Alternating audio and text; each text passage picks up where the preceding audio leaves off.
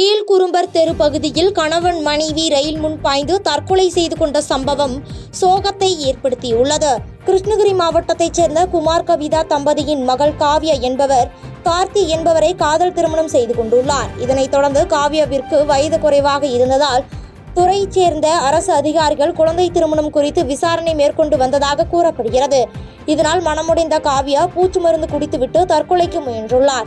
இந்நிலையில் மனவேதனை அடைந்த குமார் மற்றும் அவரது மனைவி கவிதா இருவரும் திருப்பத்தூர் அடுத்த கீழ்குறும்பர் தெரு அருகாமையில் ரயில் முன் பாய்ந்து தற்கொலை செய்து கொண்டுள்ளனர். இதுகுறித்து ஜோலார்பேட்டை போலீசார் விசாரணை மேற்கொண்டு வரும் நிலையில் மகளின் காதல் விவகாரத்தில் மனமுடைந்து கணவன் மனைவி தற்கொலை செய்து கொண்ட சம்பவம் அப்பகுதியில் பெரும் பரபரப்பை ஏற்படுத்தியுள்ளது.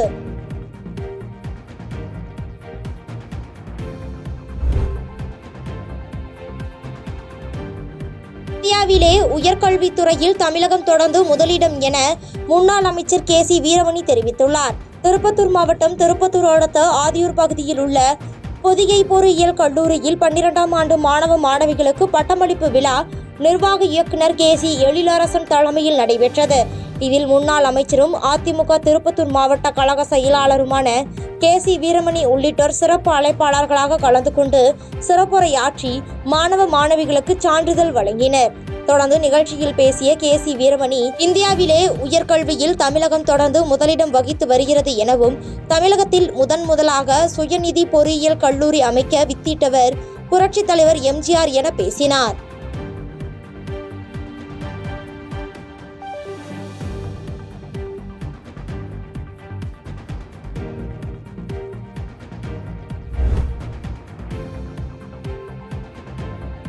அதிமுக திமுக என்ற இரண்டு பெரிய கட்சிக்கு மத்தியில் மூன்றாவது கட்சியில் முதன்மை கட்சி என்பது வருகின்ற தேர்தலில் தெரிய வரும் என தாவேகா தேர்தல் பிரச்சார மேலாண்மை பொதுச் செயலாளர் ஆதவ் அர்ஜுனா தெரிவித்துள்ளார்.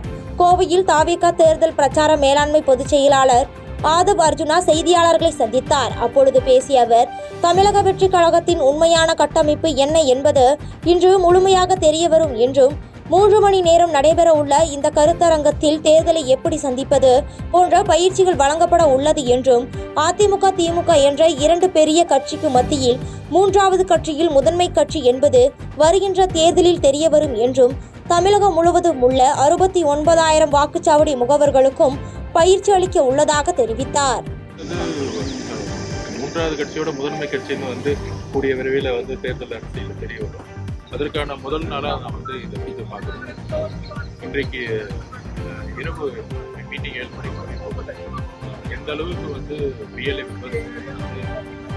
QR கோடு இருக்கவங்க மட்டும்தான் உள்ளாகும். ஸோ அந்த அளவுக்கு ஒரு ஆர்கனைஸ்டாக இந்த மீட்டிங் ரெடி பண்ணியிருக்கோம். அதுக்கான பயிற்சி பட்டறைகள், அதுக்கான மீட்டிங் ஸ்கெடியூல்ஸு ப்ளஸ் அதுக்கான கிளாஸஸ்க்கான ப்ரோக்ராம்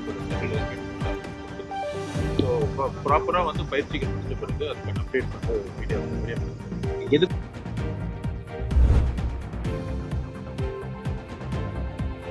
சென்னை தலைமை செயலகத்தில் குறு சிறு மற்றும் நடுத்தர தொழில் நிறுவனங்கள் துறையின் கீழ் செயல்பட்டு வரும் தமிழ்நாடு புத்தொழில் மற்றும் புத்தாக்க இயக்கத்தின் சார்பில் கோயம்புத்தூரில் நடைபெற உள்ள உலக புத்தொழில் மாநாடு 2025க்கான லட்சணியை வெளியிட்டு மாநாட்டிற்காக வடிவமைக்கப்பட்டுள்ள சிறப்பு இணையதளத்தினை துணை முதலமைச்சர் உதயநிதி ஸ்டாலின் தொடக்கி வைத்தார். உடன் சிறு குறு மற்றும் நடுத்தர தொழில் நிறுவனங்கள் துறை அமைச்சர் தாமு அன்பரசன் உள்ளிட்டோர் உடன் இருந்தனர்.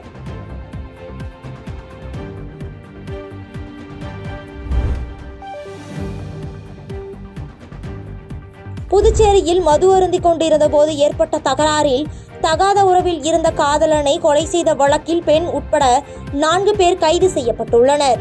புதுச்சேரி முதலியார்பேட்டை போலீஸ் சந்து பகுதியைச் சேர்ந்தவர் ரவிக்குமார்.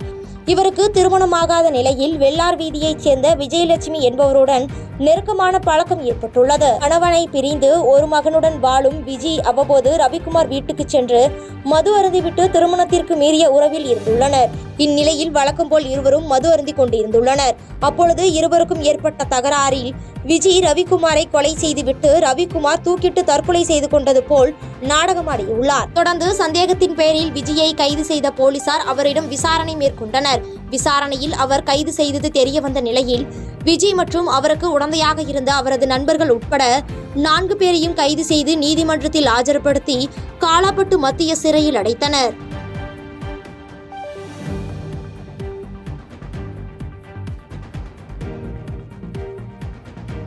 செய்திகளை உடனுக்குடன் தெரிந்து கொள்ள கீழ்கண்ட கேபிள் மற்றும் டிடிஎச் நெட்வொர்க்குகளில் எம்நாடு செய்தி தொலைக்காட்சியை காணுங்கள். பாதகம் செய்பவரை கண்டால் நாம் பயம் கொள்ளலாகாது பாப்பா. மோதி மிதித்துவிடு பாப்பா, அவர் முகத்தில் உமிழ்ந்து விடு பாப்பா. அண்மை செய்திகளை உடனுக்குடன் தெரிந்து கொள்ள இணைந்திருங்கள் எம்நாடு தொலைக்காட்சியுடன்.